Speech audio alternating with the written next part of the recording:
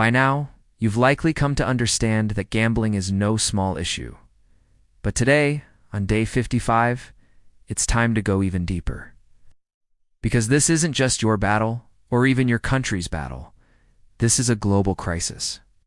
Gambling addiction has grown into a worldwide epidemic.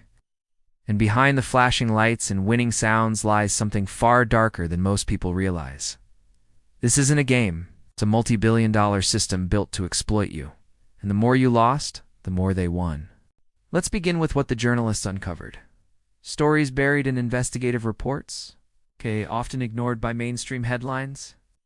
The BBC's Panorama revealed that in the UK, gambling companies intentionally target players who show signs of addiction. The term they use is VIP, but what it really means is high-value loser. These are players who deposit frequently, gamble big, and often spiral into financial ruin. One whistleblower explained that when a VIP tried to self-exclude, meaning they wanted to stop gambling, they were flagged not for support, but for reactivation. If you tried to walk away, they saw it as a perfect opportunity to reel you back in with tailored bonuses, personal phone calls, and gifts. Your rock bottom was their marketing moment. In Canada, and by the Fifth Estate, found that government-run casinos, the ones claiming to promote responsible gambling, were using artificial intelligence to predict when players were most vulnerable. And instead of helping them step away, they used that data to send in hosts and free drinks at the precise moment the person might have left. These were not random acts of customer service. This was calculated manipulation based on behavioral surveillance. One former employee even admitted that they knew when someone was nearing their financial or emotional limit, and still, the goal was to keep them playing. In Australia, researchers confirmed what players have long suspected. The machines are rigged to create false wins. You'd bet $1, win 40 cents, and still get the flashing lights and happy sounds of victory. The machine celebrates your loss because it knows you'll chase the next win. This isn't coincidence, it's intentional design. Keeps you emotionally high and financially trapped. But perhaps one of the most heartbreaking stories came from the UK, where a man named Sam, deeply addicted and suicidal, continued receiving promotional emails, bonuses, and betting incentives from Sky Bet despite having requested to be removed. He had lost 10 years of his life, spiraled into despair, and tried repeatedly to quit. But to the company, he was still a valuable client. In a rare legal victory, the courts ruled that the marketing was unlawful. But for Sam and many others, the damage was already done. This pattern repeats across the world.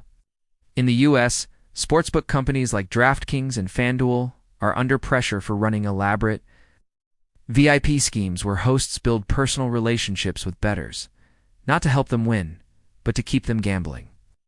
Investigations found that these programs offer lavish perks to those who lose the most, from sports tickets to all-inclusive weekends. One former VIP customer revealed that even after expressing a desire to stop, he was bombarded with free bet offers and limited-time-only promos. Because to the industry, a gambler in crisis is still a cash cow.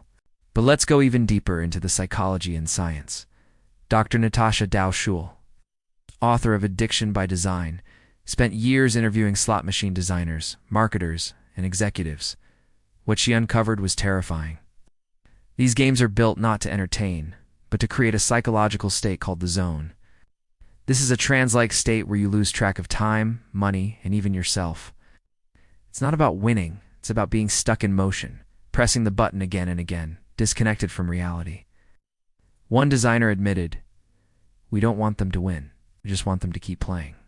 Modern apps have taken this model and supercharged it.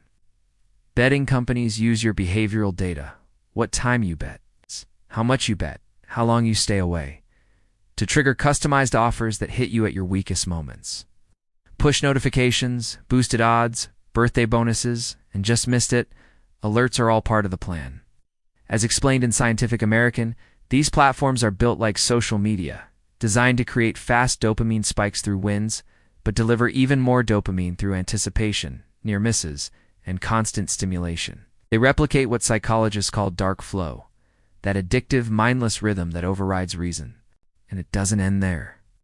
In interviews across Reddit and anonymous forums, former gambling employees confessed to delaying withdrawal requests on purpose. Why? because internal data shows that many players, once given time to think, will cancel their withdrawal and gamble again. Some even admitted they were trained not to acknowledge addiction or distress unless a customer mentioned suicide. And even then, the protocol was vague. The goal was always the same: keep them in, keep them playing. We've been told that gambling is about fun, about chance, about luck. But let's call it what it really is: a financial trap powered by addiction science, and it's global. This crisis is in your neighborhood, on your phone, and in your family. It's in Nigeria, Kenya, Australia, South Africa, the UK, the US, the Philippines, and beyond. It doesn't care about your background, doesn't care about your mental health. It only cares that you keep betting. The industry has spent billions convincing the world that gambling is harmless entertainment, but they won't tell you that 80% of their profits come from 5% of users, the addicted ones. They won't tell you that bonuses are bait, or that VIP means very intentionally preyed upon. They won't tell you that every light, sound, and feature has been tested to hijack your brain. So what does this mean for you? It means you were never the problem. You were a target. You were pulled into something that was designed to break you. And yet here you are, still standing 55 days in, still fighting. Let that sink in. The system was built for you to fail, and you're beating it. Today's lesson isn't about fear. It's about truth. It's about understanding the machinery so you can finally walk away from it with clarity, not confusion. The next time you feel that urge, remember, there's a team of people behind a screen somewhere trying to get you back. Not because they care, but because you're profitable. Not anymore. You are no longer a data point in their system. You are no longer a high-value player.